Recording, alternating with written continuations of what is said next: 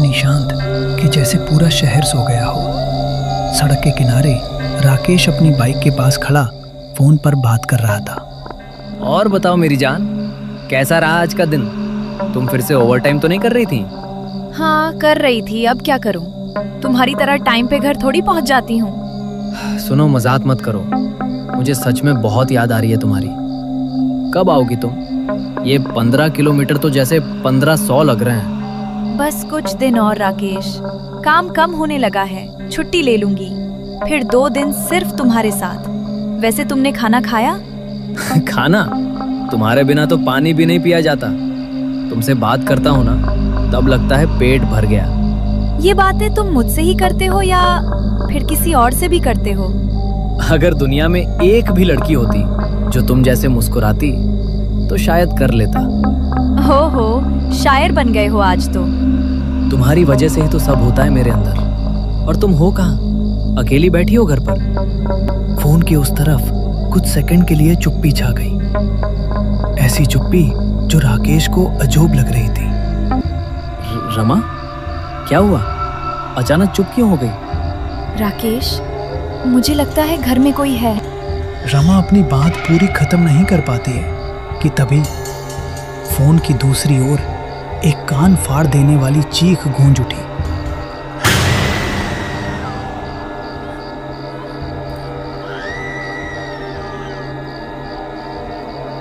इतनी तेज, इतनी भयानक कि राकेश का दिल एक पल के लिए रुक सा गया। रमा की चीख ऐसी थी कि जैसे किसी ने उसके पीछे से अचानक पकड़कर उसे खींच लिया हो। रमा क्या हुआ? तुम चीख क्यों रही हो? बोलो रमा।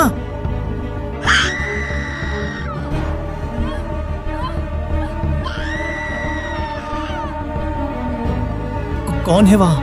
रमा, बात करो मुझसे। बोलो, आखिर हुआ क्या?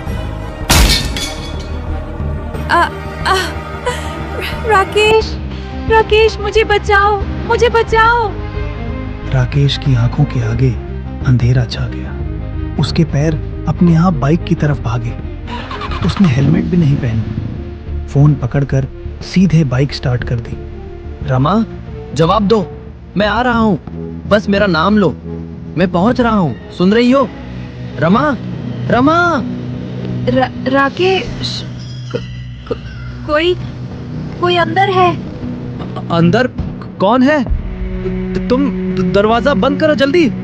रमा, सुनो मेरी बात, दरवाजा बंद करो।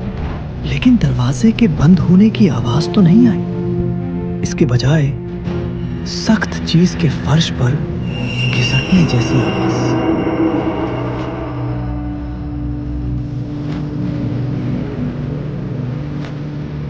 राकेश का दिमाग जैसे फटने लगा। उसने बाइक फुल स्पीड में डाल दी।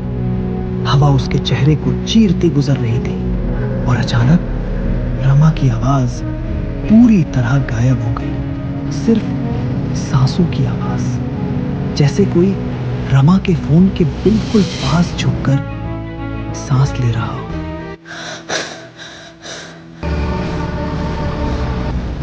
हेलो रमा, प्लीज एक बार आवाज तो दो। रमा, रमा।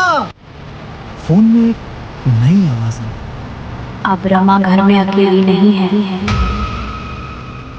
राकेश उस अजनबी आवाज को सुनकर सन्न रह गया। उसने जोर से अपनी बाइक की ब्रेक लगाई। तू कौन है? रमा कहाँ है? बोल, उसके साथ क्या किया तूने? उधर से कोई जवाब नहीं आता है। उसने चिल्लाकर कहा, मैं आ रहा हूँ रमा। किसी ने छुआ तो मैं उसे जिंदा जला दूंगा। और बिना एक पल गवाए वो बाइक को फिर जोर से चलाकर अंधेरी सड़क पर दौड़ रहा है। पता नहीं रमा कैसी होगी, कौन है उसके कमरे में, क्यों रमा को मारना चाहता है? कि तभी अचानक से उसकी मोटरसाइकिल का पेट्रोल खत्म होने लगता है।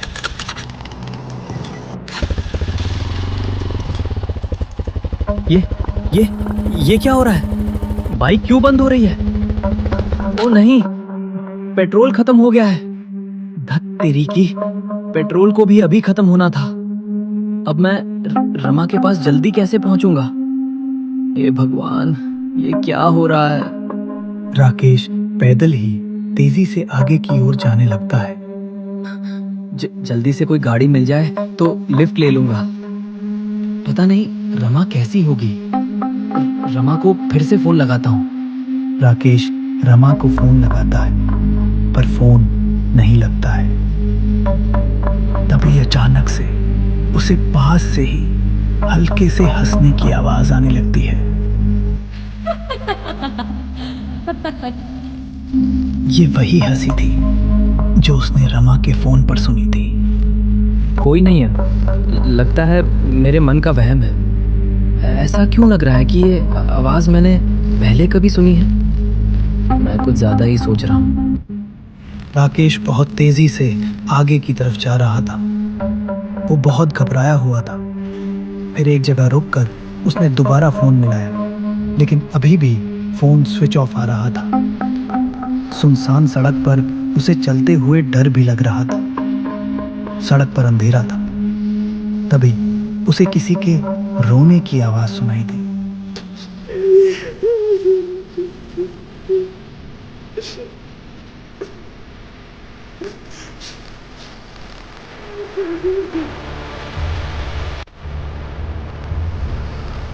कौन है? कौन है वहां पर? राकेश ने इधर उधर देखा, लेकिन वहां उसे कोई नहीं दिखाई दिया। वो आगे बढ़ गए और तेज कदमों से आगे की ओर चल दी। ये आज क्या हो रहा है? उधर रमा के घर पर पता नहीं कौन है, और यहाँ पर पहले मुझे हंसी की आवाज़ सुनाई दे रही थी, और अब रोने की आवाज़ आ रही है। जैसे जैसे वो आगे बढ़ रहा था, किसी औरत के रोने की आवाज़ उसके कानों में पड़ रही थी।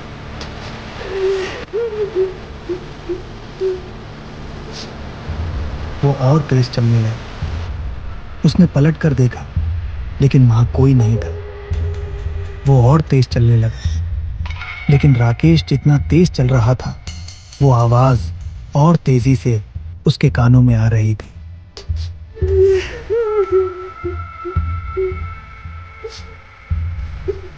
पता नहीं कौन रो रहा है। रुक कर देखता हूं। राकेश रुक गया। जब उसने रुक कर उस आवाज को सुना तो उसके रोंगटे खड़े हो गए। हे भगवान, ये तो रमा की आवाज है। वो यहाँ कैसे हो सकती है? तभी अचानक से रोने की आवाज बंद हो गई। राकेश को लगा ये उसका वहम है। मुझे आज क्या हो गया है? मुझे लगा कि वो रोने की आवाज रमा की थी, पर वो यहाँ कैसे हो सकती है?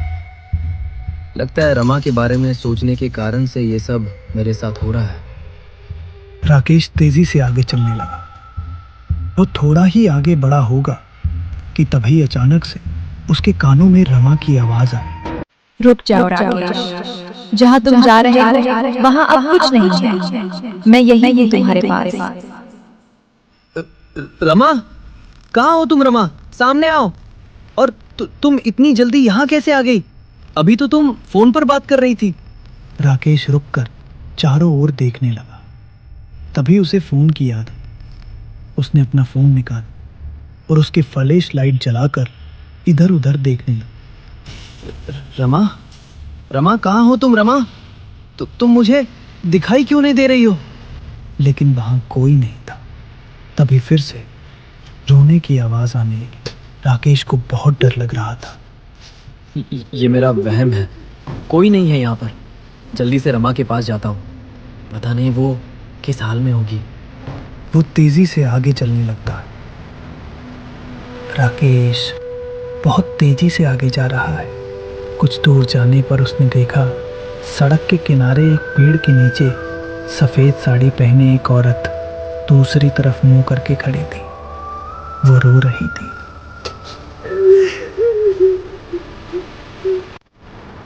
राकेश वहीं रुक गया। कौन है वहां पर?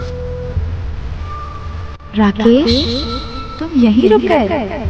मैं तो सोच रही थी तुम मेरे पास आओगे। राकेश का शरीर जैसे पत्थर बन गया। उसने आवाज को पहचाना। ये रमा की आवाज थी। रमा? रमा, तुम यहाँ कैसे? तुम तो घर पर थी ना? नहीं राकेश, मैं अब वहां नहीं हूँ जहां तुम मुझे ढूंढ रहे हो। मैं अब सिर्फ तुम्हारे पास हूँ, बस तुम्हारे पास। राकेश कई कदम उसकी तरफ बढ़ गया, लेकिन अचानक उसके अंदर एक अजीब सा डर भर गया। उसने वहीं रुककर कांपती आवाज में कहा, नहीं, तुम रमा नहीं हो सकती। रमा की आवाज ऐसी नहीं होती। तुम कौन हो? राकेश ने उसके हाथ देखे और टहल गया।